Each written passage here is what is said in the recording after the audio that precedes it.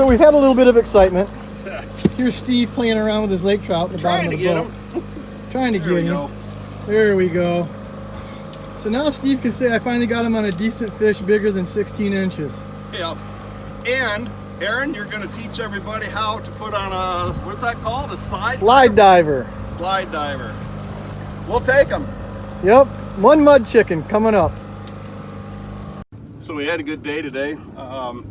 I get to fish with Aaron maybe once every year for salmon, and it's always he has to retrain me how to use a slide diver. So today it's like, Aaron, would you mind just doing a tutorial? That way, not only can I benefit from seeing this in the future, but also anybody that doesn't know how to use a slide diver. So, slide diver, for those of you who aren't familiar, is the same concept as a dipsy diver. The dipsy divers allow you, they're also called a poor man's downrigger. They allow you to get your presentation down lower in the water column by using the force of trolling and the planing of the surface against the water. There's a couple settings in the back I won't get into right now, but the slide divers I found are more advantageous over the dipsy divers. The dipsy divers work great, they're the same concept, except for you only have this one arm right here on a dipsy diver, and you have a fixed leader length. You have to have your leader, and it cannot be longer than your pole. If your leader is longer than your pole, then you really can't net the fish, and I do a lot of fishing by myself, so it's really hard to, you know, wrangle in a 25-pound king salmon or 20-pound king salmon, heck, even a 12-pounder for that matter, by yourself, if you have to try and handline it. So the solution to that is the slide diver with a light bite arm, and what that does is it allows me to turn around and slide the line through the diver as far as I want. I can have a 20, 30, 40, 50, 60, 70 foot leader, however long a leader I want, using just the line from my pole. Now, this is a slide diver light bite. You get your leader out here as far as you want it, and you get your presentation in the water, and you got two arms. You got what they call the light bite arm, and I don't know what the actual other name for this arm is, but you have to just snap them both shut just like this. So it rides in the water, planing against the surface, planing pulls down, and you have a light bite arm. And this light bite, there's an adjustable screw right here. You can adjust the light bite and the release arm. I'm going to call it the release arm. And you can adjust these for different scenarios. You could use these for walleye if you would want, like out on the bay. I know they use them for walleye, different variations. But the light bite arm allows this, where if you're planing on a dipsy diver, if you're planing, you have to turn around and pull pretty hard for this release arm to release with your rod. With the slide diver, what happens is when the fish hits and pulls the trigger arm, it releases the release arm, and the slide diver will slide all the way down to your swivel. I have a bead over the swivel, so the swivel is larger than the knot, so it doesn't interfere with the knot, doesn't break the knot. As it slides down there, it can actually, once it gets in place, it will protect the knot. But they're that simple. There are a couple things that I've done different. There's a section right here.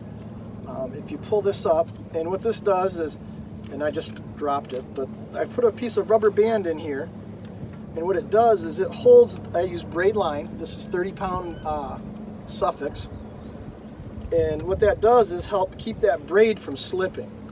So you put your braid inside the rubber band, you put it in there, and you just snap it shut just like that, and you're good to go. So there's the release, and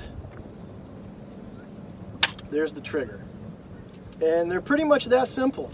If you fish by yourself a lot, or larger fish or even smaller fish and you want to use them, they work great because you can adjust that leader as long as you prefer to whatever your happiness is. And Steve got to catch one today on a diver, and he actually got to see what happens when a big lake trout hits, and it was fun. And what it does and what it reacts, and you don't have to fight the diver at all, because once it opens up, it just slides down to the swivel just like that. Well, thanks for the tutorial. I'm sure that other people find it useful. Anything else? I can't think of anything. Can you?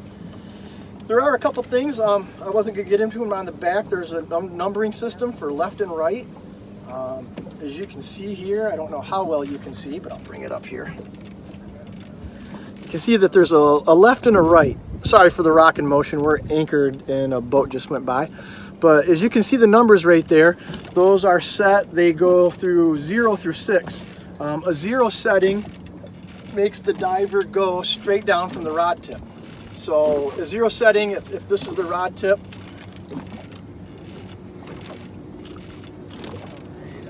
this is the rod tip. Once it's all set up, here we'll mock it up.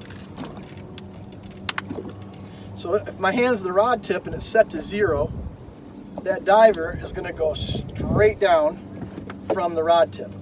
If it's, and you can set them for left and right, and it goes by the front of the boat. So the front of the boat, if we're looking which the way that I'm facing, this is the right and this is the left. So you set that to the right or the left. So if you use a 1 to the left, if this is the center of the rod tip, it's going to plane over a little bit like this. So you do get some flexibility on getting them away from your boat for a more stealthy presentation. You can do 2, 3, 4, 5, and 6. Obviously, the larger the number, the more it's going to swing out to the side. And they come with a dive chart. It tells you how many feet down and how many feet of line. Today, we were running these on a number 3 to the left and to the right at how many feet? 165 feet out. 165 feet, and what was our depth? Good question, Sensei. I don't remember. It was around 60 foot. Okay. All right. Well, if you got it all, if you're everything you can tell everybody, we appreciate it. I think I've got it covered. If there's any questions, let me know. Okay. Well, thanks for watching today's video, and until the next time, take care and God bless. Don't forget to hit that subscribe button, folks, and you too will be hauling ash.